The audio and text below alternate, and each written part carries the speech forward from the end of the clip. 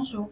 Aujourd'hui, je vais vous présenter le travail effectué dans le cadre du rapport de recherche pour l'année Bac+4 sur le thème suivant: développement de marché et préservation d'une image de marque haut de gamme. Pour commencer, voici le sommaire. Dans un premier temps, nous allons nous intéresser au diagnostic stratégique de l'entreprise dans laquelle je suis en alternance actuellement, le Golf Country Club de Cannes-Mougins. Puis nous nous intéresserons au thème choisi. Ensuite, nous détaillerons la revue de littérature et enfin la problématique qui découle de celle-ci. En ce qui concerne le diagnostic stratégique, quelques dates clés en ce qui concerne le golf de Cannes-Mougins. Donc c'est en 1923 que le Golf Country Club de Cannes-Mougins voit le jour sous l'impulsion de ses membres fondateurs tels que le prince Pierre de Monaco ou le baron Édouard de Rothschild. À la fin de la guerre, en 1945, le golf est complètement dévasté et il est racheté en 1948 pour un franc symbolique, et c'est à ce moment-là qu'il retrouve son prestige d'antan. En 1977, la création d'une société anonyme de 500 membres actionnaires voit le jour. En 1978, les architectes Peter Ellis et Dave Thomas livrent un parcours redessiné et c'est celui que l'on connaît actuellement sur le golf de Cannes-Mougins. Entre 1980 et 2001, le Golf Country Club de Cannes-Mougins est l'hôte de nombreuses compétitions européennes telles que l'Open européen. En ce qui concerne la direction du club, c'est un club avec des membres actionnaires qui élisent tous les 3 ans un conseil d'administration avec à sa tête un président. Actuellement, le président du club est M. Pascal Verda, et il est aidé dans sa tâche par le directeur du club, M. Olivier Villez, qui a pris ses fonctions récemment, en novembre 2017. En ce qui concerne le chiffre d'affaires du club, il s'élève à la fin de l'année 2017 à plus de 3 798 000 euros, ce qui représente une augmentation par rapport à l'année passée. À présent, nous allons nous intéresser à l'analyse interne et externe du club. En ce qui concerne les forces du club, c'est le plus ancien golf de la région, ce qui lui procure une grande notoriété auprès de ses concurrents. La qualité de son parcours et du terrain est reconnue aussi par ses concurrents. Il bénéficie aussi d'un partenariat avec le golf de Terre Blanche, ce qui représente un atout majeur par rapport à ses concurrents qui, eux, souvent, ne proposent qu'un seul terrain de golf à leurs membres. C'est aussi un golf haut de gamme, et la rénovation récente du restaurant et du clubhouse ont permis de démontrer encore une fois le côté premium de cet établissement. En ce qui concerne les faiblesses, c'est un golf qui malheureusement n'a pas d'hébergement sur place. Il se prive aussi d'une certaine partie de la clientèle, du fait de son image de marque haut de gamme, puisqu'il fixe des prix, le prix des green fees est assez élevé. Il s'élève à 120 € en semaine et 150 € le week-end. Le niveau de jeu requis pour accéder au parcours est lui aussi élevé et cible la clientèle, puisque l'on demande 28 de handicap pour pouvoir accéder au parcours. En ce qui concerne les opportunités, le club est situé de façon idéale dans la région, que ce soit pour une clientèle B2B ou B2C. C'est une région aussi très anglophone, ce qui permet d'apporter une clientèle adepte du golf, puisque le golf est très apprécié en Grande-Bretagne. C'est une région aussi très touristique, donc avec un trafic important, ce qui permet d'avoir une clientèle nombreuse. Enfin, c'est un marché en croissance. Et cette année, nous allons recevoir en septembre 2018 la Ryder Cup, qui devrait dynamiser encore plus le marché du golf. En ce qui concerne les menaces, c'est malheureusement un marché très concurrentiel, et dans la région, on dénombre pas moins de 15 golfs dans les environs, ce qui fait une concurrence très rude pour le Golf Country Club de Cannes-Mougins. Il fait aussi face à une concurrence indirecte en ce qui concerne la clientèle B2C, avec des grands concurrents tels que le Club Med ou les grands hôtels, qui s'intéressent à cette clientèle également. En ce qui concerne le thème choisi, j'ai choisi de m'intéresser à l'image de marque et au développement de marché. L'image de marque dans un premier temps, car c'est un thème qui est propre à l'entreprise dans laquelle je me trouve, et j'ai pris conscience assez rapidement que l'image de marque est très importante pour n'importe quelle entreprise, et d'autant plus pour une entreprise de luxe. En ce qui concerne le développement de marché, je me suis rendu compte qu'en tant qu'entreprise de luxe, parfois on est obligé de mettre de côté une partie de la clientèle pour correspondre à son image. Et en ce sens, comment est-ce que l'on peut développer, quelles sont les autres stratégies de développement ou de croissance? Donc j'ai choisi de m'intéresser au développement du marché. Pour commencer, donc la première partie de ma revue littérature qui s'intéresse à l'image de marque et au secteur du luxe. Une petite définition de la marque pour commencer.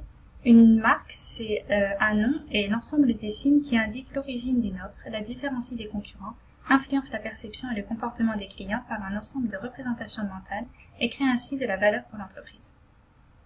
Pour cette partie, je me suis beaucoup appuyée sur les travaux de M. Jean-Jacques Lambin et de M. Jean-Noël Cap-Ferrer. C'est ce dernier d'ailleurs qui a instauré en 1992 le concept du prisme de l'identité avec 6 facettes. La première, donc le physique, la personnalité, la relation, la culture, le reflet et la mentalisation. Ce sont ces 6 éléments qui permettent de définir l'identité d'une marque et l'image de celle-ci. Et il est essentiel que chacune de ces facettes soit claire et précise dans l'esprit du consommateur. En effet, une image de marque est difficile à gérer et difficile à mettre en place, et il suffit parfois d'une simple erreur pour que les conséquences pour l'entreprise soient dramatiques. Ça a été le cas, par exemple, pour l'entreprise Lacoste en 1980, où un changement de cible imprévu a eu des conséquences terribles pour l'entreprise puisqu'elle a perdu 5 millions de dollars en l'espace de 3 ans. L'image de marque donc est très importante pour toutes les entreprises, mais elle l'est d'autant plus dans les entreprises du secteur du luxe. C'est un secteur qui est d'ailleurs en pleine évolution.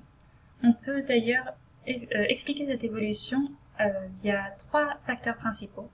Dans un premier temps, la démocratisation, ensuite la hausse du pouvoir d'achat, et enfin la mondialisation, qui a permis de s'adresser à de nouveaux marchés auxquels avant nous n'avions pas accès. C'est le cas par exemple de la Chine ou du Japon qui représentent un segment de clientèle très important pour le marché du luxe. Le concept même du luxe a changé, et Madame Katia Ersa nous dit « Avant, le luxe c'était l'ordinaire des gens extraordinaires, aujourd'hui c'est l'extraordinaire des gens ordinaires. » Donc le principe même du luxe est en changement.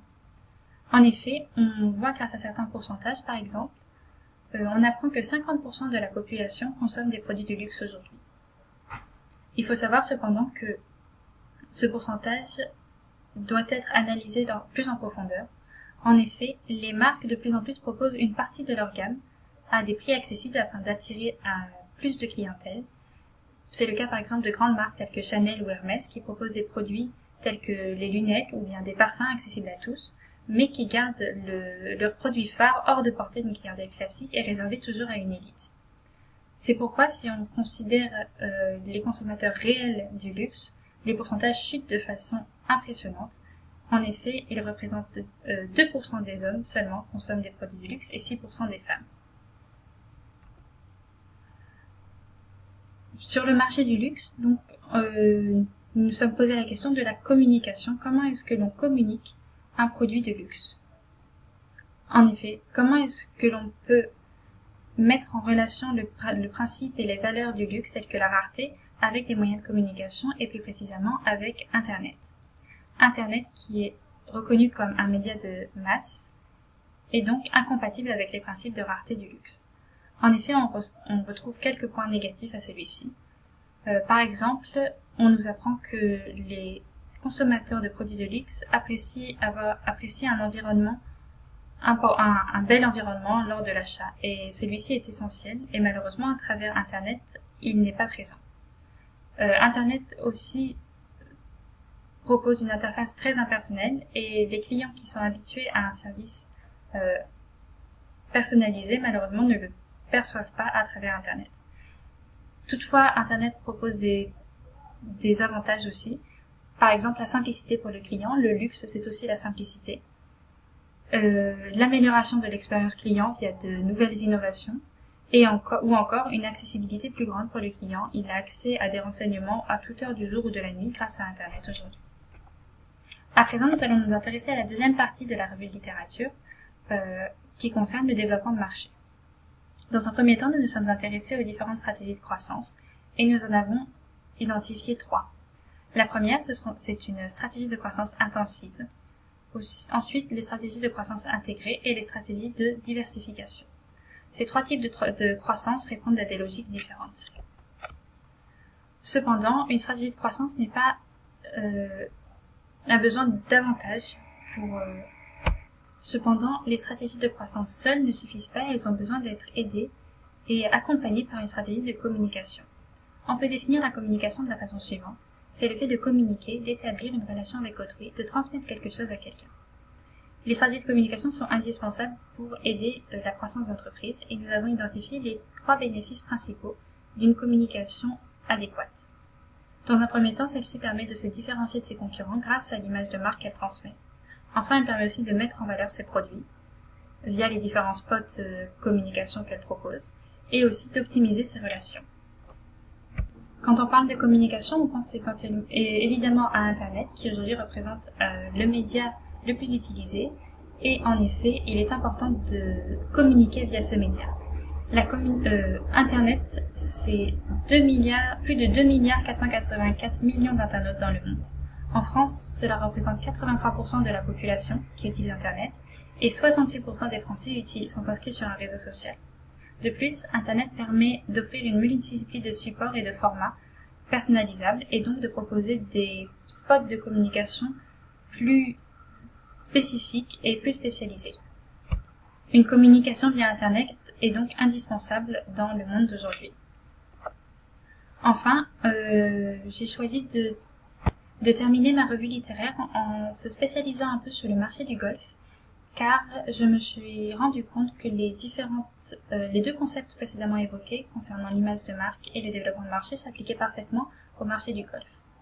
En effet, le golf était initialement considéré comme un sport destiné à une population aisée, donc un sport haut de gamme, et de plus en plus il a connu une certaine démocratisation grâce à une stratégie de communication adéquate. En effet, entre 1970 et 2009, le nombre de licenciés s'est vu multiplié par 20 dans ce secteur-ci. Aujourd'hui, le golf fait partie des 7 sports les plus pratiqués par les jeunes, et il se place d'ailleurs même devant le rugby et le volleyball. La clientèle du golf a elle aussi beaucoup changé. Initialement destinée à une clientèle âgée et aisée, aujourd'hui elle se destine aussi aux jeunes et à une population de moins en moins aisée. En effet, la plus grande part d'augmentation chez les licenciés s'adresse aux jeunes de moins de 14 ans, et